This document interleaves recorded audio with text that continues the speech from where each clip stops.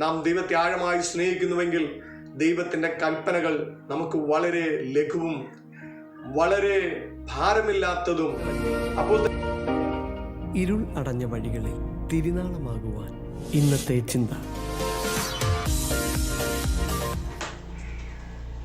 ദൈവത്തിൻ്റെ പരിശുദ്ധമായ നാമം വാഴ്ത്തപ്പെടുമാറാകട്ടെ. അനുഗ്രഹിക്കപ്പെട്ട യേശു ദിനത്തിൽ വീണ്ടും ഒരു തിരുവചന ചിന്തയുമായി നിങ്ങളെ സമീപിക്കുവാൻ സർവശക്തനായ ദൈവം എന്നെയും പ്രാപ്തനാക്കിയത് ഓർത്ത് ദൈവത്തിന് നമ്മോട് സ്തോത്രം ചെയ്യുകയും എന്നെ ശ്രമിക്കുന്ന എല്ലാ മാന്യ ശ്രോതാക്കൾക്കും കർത്താവായ യേശു ക്രിസ്തുവിന്റെ നാമത്തിലുള്ള സ്നേഹവന്ദനം അറിയിക്കുകയും ചെയ്യുന്നു. ഈ പ്രഭാതത്തിൽ ദൈവം നിങ്ങളെല്ലാവരെയും ധന്യമായി അനുഗ്രഹിക്കട്ടെ. ഇന്നത്തെ ചിന്തയ്ക്ക് ആധാരമായി നമുക്ക് ലഭിച്ചിരിക്കുന്ന തിരുവചന ഭാഗം അപ്പോസ്തല പ്രവൃത്തികളുടെ പുസ്തകം 15-ാം അധ്യായമാണ്. പ്രാരംഭത്തിൽ ഒരു വാക്യം വായിച്ചുകൊണ്ട് നമുക്ക് ചിന്തയിലേക്ക് പ്രവേശിക്കാം. അതിൻ്റെ 31-ാമത്തെ വാക്യം, അവർ ഈ ആശ്വാസ വചനങ്ങളെ വായിച്ച് സന്തോഷിച്ചു.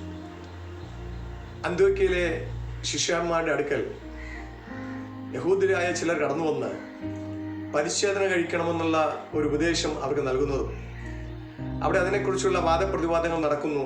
ഒടുവിൽ ഒരു തീരുമാനത്തിലേക്ക് അവർ എത്തിച്ചേരുകയാണ്. അങ്ങനെ ഒരു പരിച്ഛേദന അനുഭവത്തിലേക്ക് അവരെ നയിക്കേണ്ട ആവശ്യമില്ല, ആ ഭാരമുള്ള നുകം ചുമക്കേണ്ടതില്ല എന്ന് തീരുമാനത്തിലെത്തുകയും ആ തീരുമാനം ലിഖിതമാക്കി അന്ത്യോക്യയിലെ ശിഷ്യന്മാർക്ക് കൊടുത്തേക്കുന്നു. അവർ വായിച്ചു കേൾപ്പിക്കുന്നു. കേട്ടതായ അവർ സന്തോഷിച്ചതാണ് നാം കുറിവാക്യത്തിൽ അല്ലെങ്കിൽ 31-ാം വാക്യത്തിൽ വായിക്കുവാനിടയായി തീർന്നത്. അപ്പോൾ ഇതിലെ പ്രതിപാദ്യ വിഷയം എന്ന് പറയുന്നത്, ദൈവവചനം പലപ്പോഴും ഭാരമേറിയ ഒരു നുഖമായി മറ്റുള്ളവരുടെ മേൽ അടിച്ചേൽപ്പിക്കുവാൻ ചിലർ ശ്രമിക്കാറുണ്ട്.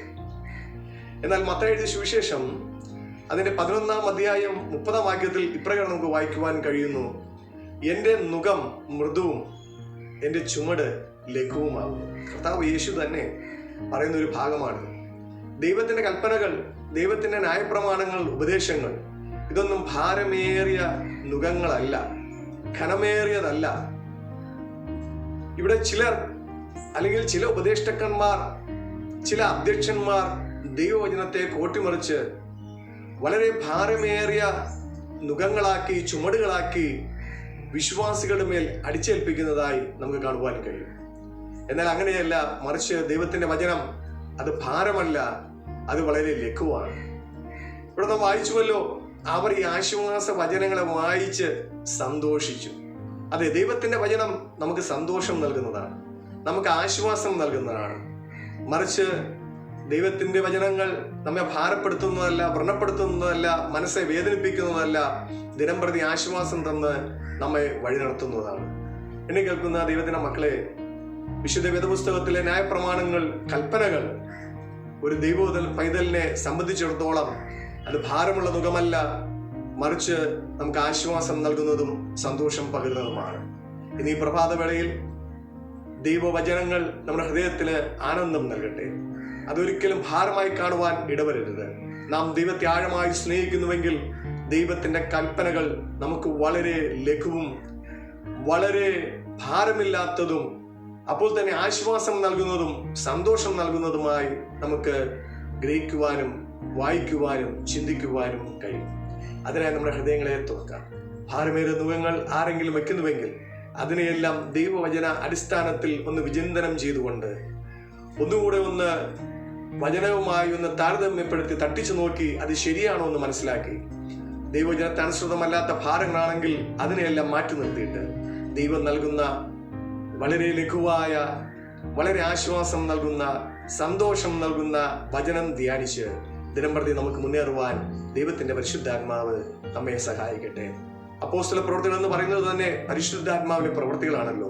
പരിശുദ്ധാത്മാവിനോട് ആലോചിക്കാതെ അല്ലെങ്കിൽ ദൈവാത്മാവിനെ കീഴ്പ്പെടാതെ മാനുഷികമായ ചിന്തകൾ, മാനുഷികമായ ആലോചനകൾ, നിയമങ്ങൾ മറ്റുള്ള മേൽ അടിച്ചേൽപ്പിക്കാൻ ശ്രമിക്കുമ്പോൾ അത് ഹൃദയവേദനയ്ക്കും ഭാരത്തിനും കാരണമായി തീരുന്നു. എന്നാൽ ദൈവവചനത്തിൽ ആശ്രയിച്ചുകൊണ്ട്, ദൈവത്തിന്റെ പരിശുദ്ധാത്മാവിൽ ആശ്രയിച്ചുകൊണ്ട്, ദൈവത്തിന്റെ പരിശുദ്ധാത്മാവിന്റെ നിയോഗം പ്രാപിച്ചുകൊണ്ട് നാം മറ്റുള്ളവരുമായി സംസാരിക്കുമ്പോൾ, മറ്റുള്ളവരുമായി ഇടപഴകുമ്പോൾ അവരുടെ ഹൃദയത്തിൽ ആശ്വാസത്തിന് കാരണമായി തീരും.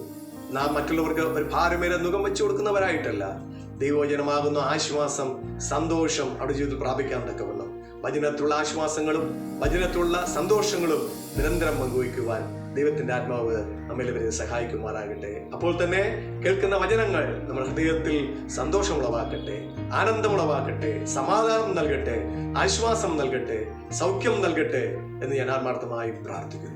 ഈ പ്രഭാതത്തിൽ അപ്രകാരം വചനം ഏറ്റെടുത്തുകൊണ്ട് വചനത്തെ സന്തോഷമെന്ന് കാണുവാൻ, സമാധാനമെന്ന് കാണുവാൻ ദൈവം നിങ്ങളുടെ ഹൃദയങ്ങളിൽ ദൈവത്തിന്റെ പരിശുദ്ധാത്മാവിന്റെ വലിയ സാന്നിധ്യം കൊണ്ട് നിറയ്ക്കട്ടെ എന്ന് പ്രാർത്ഥിച്ചുകൊണ്ട് ഈ ചിന്തയ്ക്ക് വിരാമം കുറിക്കുന്നു.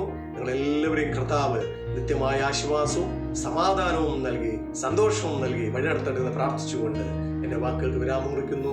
ദൈവം നിങ്ങളെല്ലാവരെയും അനുഗ്രഹിക്കുന്നു.